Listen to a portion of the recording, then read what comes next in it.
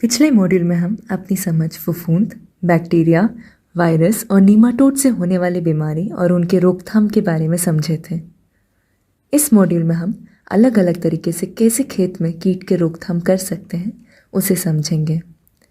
विशेष रूप से हम इंटीग्रेटेड पेस्ट मैनेजमेंट IPM यानी एकीकृत कीट प्रबंधन पर अपनी समझ बनाएंगे। IPM क्या है, IPM क्यों महत्वपूर्ण है और इसके माध्यम से हम अपनी फसल का बचाव कैसे कर सकते हैं। चलिए इसको विस्तार से समझते हैं।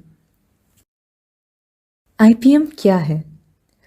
IPM में हम अपने आसपास सभी कीट का रोकथाम करने वाले तकनीक और उपायों को ध्यान में रखते हुए इनका अपने क्षेत्र के हिसाब से मिश्रित तरीका अपनाते हैं, जिससे कीट का नियंत्रण भी बना रहे और साथ में हमारा पर्यावरण और स्वास्थ्य को भी हानि ना पहुंचे। यह संतुलन बनाना अत्यंत ज़रूरी है, क्योंकि समय के साथ रासायनिक खाद और दवा का बढ़ती मात्रा में उपयोग किया जा रहा है। इससे वातावरण में जहरीले तत्वों की मात्रा बढ़ती जा रही है।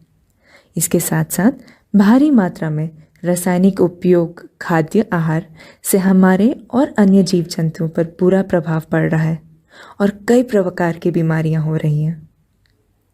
इन रासायनिकों के अंधाधुंध उपयोग से बीमारी फैलाने वाले सूक्ष्म जीव प्रतिरोधक क्षमता यानी उनके अंदर रासायनिक दवा से बचने की क्षमता बढ़ते जा रही है, जिसके कारण हमारे पहले दिए जाने वाले मात्रा से भी बीमारियां खत्म नहीं होती। इन्हीं वजह से IPM एक काफ़ी प्रभावशाली और हमारे पर्यावरण को ध्यान में रखता हुआ तरीका है, जिसमें हमारी सामान्य जानकारी, कीट के जीवन चक्र और पर्यावरण सभी के रिश्ते को समझते हुए कीट प्रबंधन किया जाता है। IPM में किसी भी प्रकार की सख्त या कठोर मापदंड नहीं है, बल्कि सुझाव जगह और स्थिति को ध्यान में रखते हुए दिया जाता है।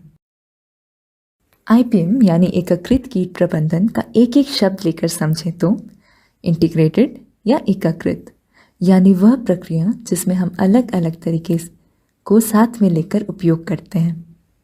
पेस्ट या कीट वह जीव होते हैं जो हमारी फसल के लिए हानिकारक हैं। यह एक कोशिका जीवाणु, पशु पक्षी, खरपतवार और रोगजनक जीव भी हो सकते हैं।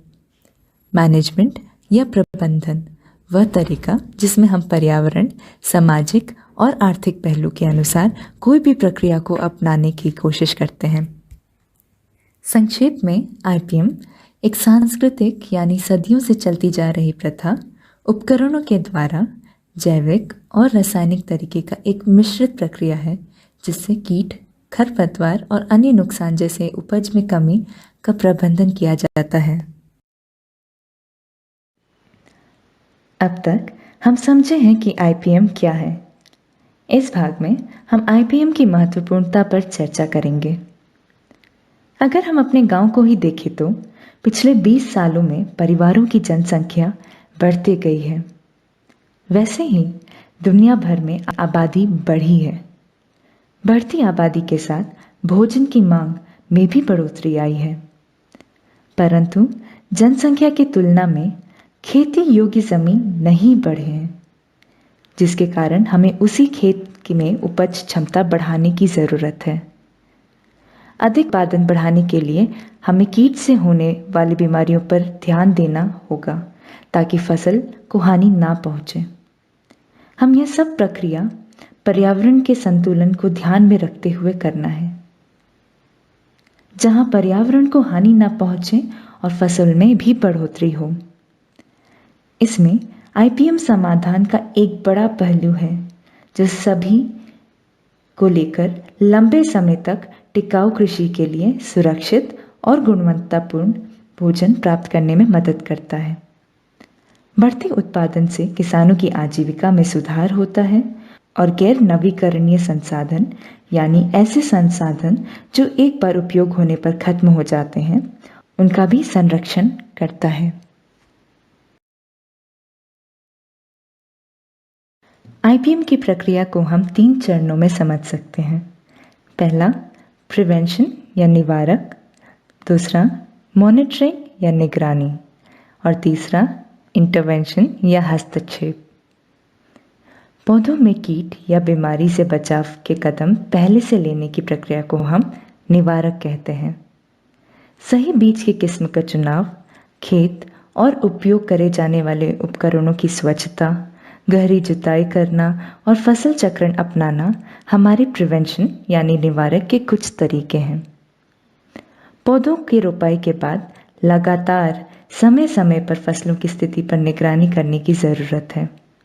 पौधों, मिट्टी और वातावरण की स्थिति को ध्यान रखते हुए ज़रूरत अनुसार हस्तक्षेप की प्रक्रिया को अपनाएं। जब पौधों पर रोग का प्रकोप आए या फिर वातावरण के बदलाव से पौधों पर नकारात्मक असर पड़े तो स्थिति और ज़रूरत को देखते हुए कृषि विज्ञान के तरीके या दवा का इस्तेमाल करें। सही कारण को पहले पहचान कर उसके हिसाब से ही इलाज करें। स्थिति जब गंभीर हो तभी रसायन का प्रयोग करें और जिम्मेदारी से उसका उपयोग करें। अब बात करते हैं आईपीएम के ढांचे के बारे में। कीटों से बचाव व उपचारों के अलग अलग तरीकों को 5 हिस्सों में बांट सकते हैं। हर हिस्से के सही प्रबंधन और मेल से 90 से 95% तक कीड़े बीमारी का रोकथाम संभव है। सबसे पहले बचाव के उन तरीकों को करने की ज़रूरत है जो किसानों द्वारा पुराने समय से चले आ रहे हैं। उदाहरण के तौर पे गर्मी जुताई और फसल चक्र में परिवर्तन। उसके बाद भौतिक और यांत्रिक कीट प्रबंधन करना चाहिए, जिसे बिना किसी दवाई के इस्तेमाल से कीड़ों को नष्ट किया जाता है। फिर जैविक रूप से कीड़ों के प्राकृतिक दुश्मनों को बढ़ावा देने का प्रबंधन, जहां हानिकारक कीड़े प्राकृतिक दुश्मनों द्वारा रोक दिए जाते हैं। इसके पश्चात बीमारी या कीड़े लगने से चयनित दवाई का प्रयोग करना चाहिए, जिससे उपकारी कीड़े नष्ट ना हों। आखिरी हिस्सा जिसको कम से कम इस्तेमाल करना चाहिए वो है दवाई कीट प्रबंधन, जिसमें हर प्रकार के कीड़े नष्ट हो जाते हैं, उपकारी कीड़े भी। अगर हर हिस्से को विष फैलाने वाले नज़रिए से देखें तो सांस्कृतिक, यांत्रिक, जैविक तरीकों को बढ़ावा देना चाहिए।